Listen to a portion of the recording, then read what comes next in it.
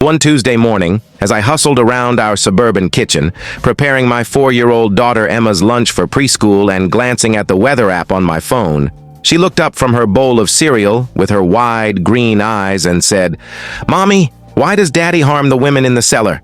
My hand froze, nearly dropping the milk carton I was clutching. Her words struck me like a thunderbolt, echoing in my mind like a sudden crash. "What did you say, sweetie?" She repeated it, calm and clear, as if it were a simple, everyday question, the kind a child might ask about why grass is green or how rain falls. My husband, James, had driven off the previous night for a work trip, his sleek car loaded with his leather satchel and medical supplies. He was always away for days, selling pharmaceuticals, he said, visiting clinics and conventions across the region. The cellar was his private domain, a no-go zone for Emma and me. 2 years back, he'd fitted a sturdy industrial lock on the door, the type you'd find on a warehouse, explaining it protected costly equipment from thieves, thousands of dollars in medical stock, he'd said. "Emma, honey, Daddy doesn't hurt anyone. Where did you hear that?" She tilted her head, her golden curls swaying in the morning light filtering through the window, wearing her beloved blue dress with little stars on it, puzzled by my alarm. "I heard them weeping last night. The woman with the golden hair was so frightened. She kept saying please again and again, like when I plead for more candy." My fingers trembled, the coffee cup clattering against the countertop. James had been down there until late, saying he was sorting stock for a trip to Detroit. I'd heard piano music drifting up through the floorboards, which was strange because James despised anything but hard rock, calling classical tunes stuffy nonsense for snobs. I thought he was masking the noise of tools or listening to a lecture. "What woman, baby? There's no one in our cellar." Emma stirred her oatmeal slowly, the spoon tapping lightly against the bowl. She was always so neat, never spilling a drop on her placemat. The one who looks just like the lost woman on the news. She keeps calling for her mom and crying so loud. My stomach sank like a rock. For weeks, every news channel had been obsessed with the case of Emily Carter, a 23-year-old nursing student with long blonde hair who'd vanished from St. Luke's hospital parking lot after her shift. Her car was left open, bag inside, keys still in the slot. The town was tense. Parents escorted their daughters to cars, and the college beefed up security. "Emma, you were asleep last night. Maybe it was a scary dream or something from the TV." She shook her head, her face solemn in that intense, childlike way when they know grown-ups doubt them. "I wasn't asleep, Mommy. I was thirsty, so I went downstairs for juice from the fridge. That's when I heard them." "Them?" Her voice dropped to a hush, her eyes darting toward the cellar door as if worried someone might overhear. "The weeping women. There's more than one now. Daddy keeps lots of them down there, and they're all so sad." I couldn't catch my breath. The kitchen seemed to whirl around me. This had to be a mix-up, a child's wild imagination fueled by too many news reports. But Emma wasn't one to invent tall tales or fib. She was precise, straightforward, observant, just like her dad. She picked up on things other kids overlooked, recalling talks word for word. Then she said the thing that shattered everything. "Daddy saw me by the door. He got really angry and squeezed my arm hard. He said if I ever tell anyone about the women, something awful will happen to you." The milk carton slipped from my limp grip, spilling across the tile in a sticky mess. Emma looked at it, worried. "Are you okay, Mommy? You look pale."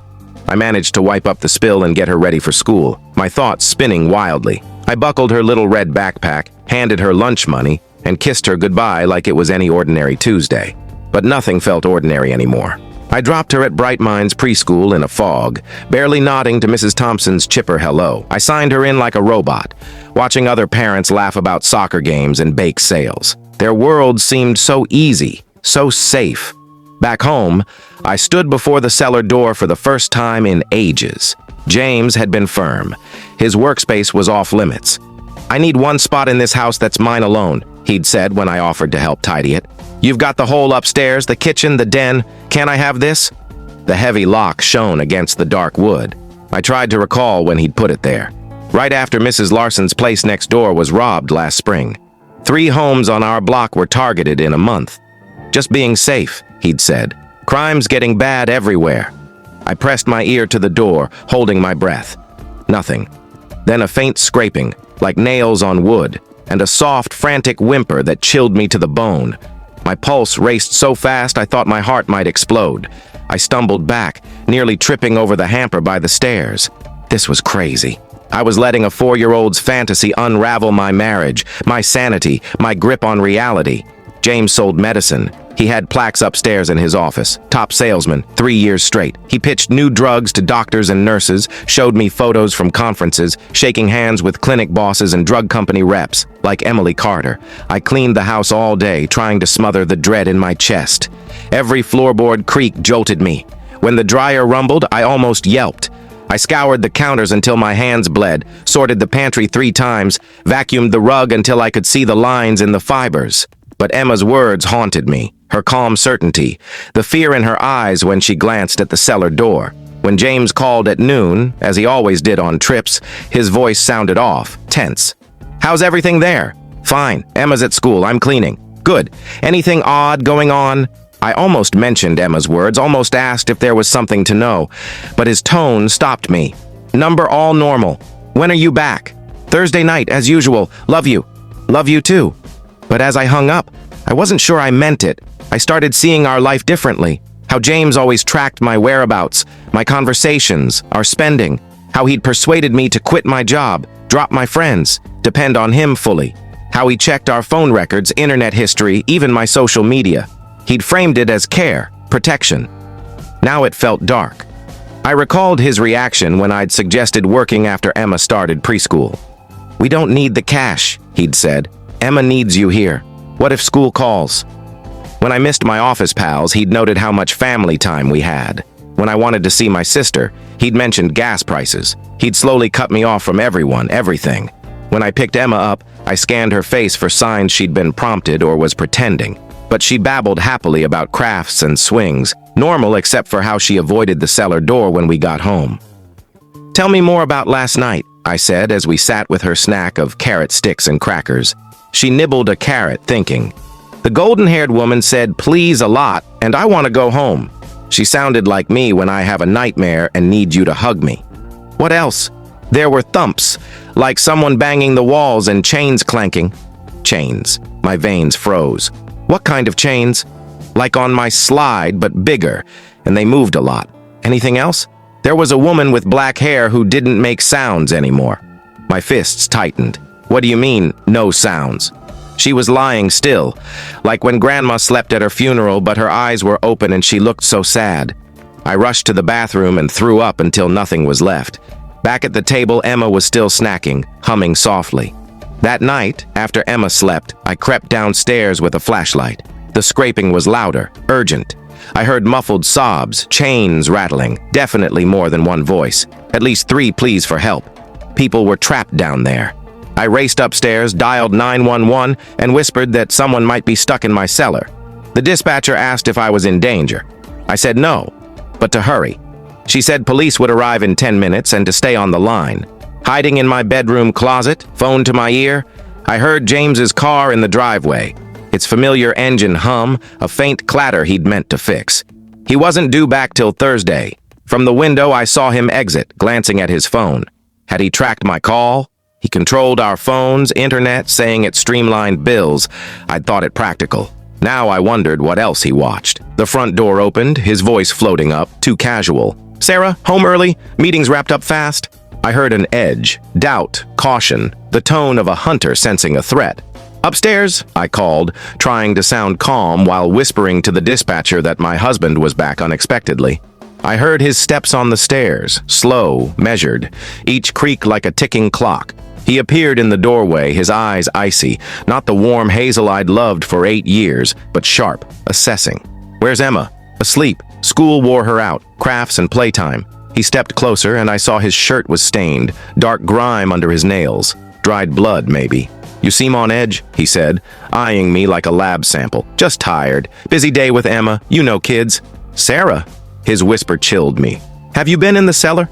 My throat went dry. "Number you told me not 2 years ago." "Good." He smiled, but it was cold, the charm he used on tough clients, all fake. "Because if you had, we'd have a big problem." The doorbell rang. James paled, then flushed with anger. "Expecting someone?" Before I could speak, a voice called, "Police. We got a call about an emergency." James gripped my arm, fingers digging in, bruising. His eyes blazed. "What did you do?" "Nothing. I didn't." "If you've wrecked this," he hissed, face close, breath hot, "I'll make you vanish like the others. Then I'll take Emma where you'll never find her." The officers knocked again, louder. James let go, smoothed his shirt, and switched to his salesman charm like a mask snapping into place. "Stay here, not a sound. If you speak, I'll kill them, then you." I heard him open the door, his voice warm, convincing, the one that won me over, made me trust him with my life, my child's. "Officers, this is a mix-up. My wife's been struggling mentally, lingering postpartum issues. She hears things, sees things that aren't real." "Sir, the call was about someone trapped in your basement." A pause. I could almost hear James's brain racing, plotting. "That's odd. It's just storage for work stuff. I'm a drug rep. Want to see?" "Yes, sir, if you don't mind." From the stairs, I watched him lead 2 officers to the cellar door, hands trembling as he unlocked it, sweat on his brow in the cool night air. "Sorry, it's been shut for months. Company rules for storing meds, valuable samples, insurance stuff, you know." The lock clicked. A foul stench hit them, thick, sweet, like rot, waste, and fear. I smelled it from upstairs, gagging. One officer radioed urgently. "Need units. EMS at 1247 Oak Lane. Possible abduction. Multiple victims. Send crime scene and coroner." "There's a mistake. Hands where I can see them. Step back. I have rights. I'm a respected professional selling meds to hospitals region-wide. Awards, contacts. Sir, hands up, now." The other officer called for investigators, medics, saying, "Multiple victims. Urgent care needed. Possible murder scene." James was cuffed on our lawn as more cars arrived, lights flashing red and blue. Neighbors gawked, Mrs. Larson gasping, the Wilsons hugging their son, suddenly aware evil could lurk nearby. Hours blurred. Police, crime scene techs with gear, the coroner, FBI agents in suits. From the window, I saw 2 body bags and 1 woman, barely alive, on a stretcher with IVs. Emily Carter was found chained in a soundproof cage, weak, shaken, but alive after 3 weeks, given just enough water and scraps to survive. 2 others had been there longer, dead from wounds, illness, and starvation. James kept notes detailing each victim's decline coldly. Detective Harper, a warm-eyed woman in her 50s with silver-streaked hair, sat with me in the kitchen. "Your husband faces charges: abduction, assault, murder, federal crimes for crossing state lines," she said softly. "We'll need to speak to Emma, but we have child specialists. She's only 4. I know. Our psychologist will protect her. Her words could lock him away, maybe save others." "How many?" My voice shook. "How many women? How many did he kill?" Detective Harper's face grew grim. "Evidence of at least 7 victims over 3 years. We're still searching. There may be more." 7 lives, women with hopes, loved ones, futures, gone. "Your daughter saved Emily Carter," she added. "Medics say another day, and she'd be dead." Her body was failing. Emma stayed with my sister Laura for a week while our home was a crime scene, taped off in yellow. News vans swarmed, reporters pestering neighbors about the Oak Lane monster. Our engagement photo flashed on screens, alongside victims' school pictures, timelines of disappearances, experts on hidden predators. Emma came home and seemed fine, but I started her with Dr. Lee, a trauma expert. "Kids her age often don't grasp the full weight of what they see," Dr. Lee said. "It shields them." She knew something was off, but not the true terror. Her trust in you saved lives. The investigation unfolded over months. James used his job to hunt victims at hospitals, learning their patterns, grabbing them from dark lots. His travel excused his absences. The FBI found a notebook in his car. Names, ages, looks, schedules, addresses, habits, fears, photos before and after. The man I'd slept beside for 8 years was a cold, cunning killer. They found he'd planned to grow his crimes, bought land in other states under fake names, remote houses for more captives, researching soundproofing, cameras, disposal. "Your call halted a potential historic killing spree," Detective Harper said later.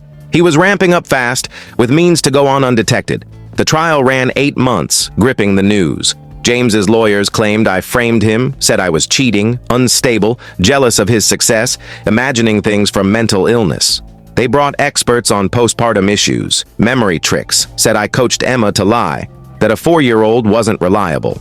But evidence crushed them. DNA tied him to victims, the cellar rigged with chains, monitors, torture tools. Hospital footage showed his car, phone records placed him at abductions. His handwritten notes detailed every crime. At victim statements, Emily Carter's mom thanked Emma, sobbing. That child spoke when my girl couldn't. She's why my daughter lives, why this beast is stopped. Other families spoke. Parents aching for lost daughters, siblings still searching, kids without moms. The room brimmed with pain, anger, relief.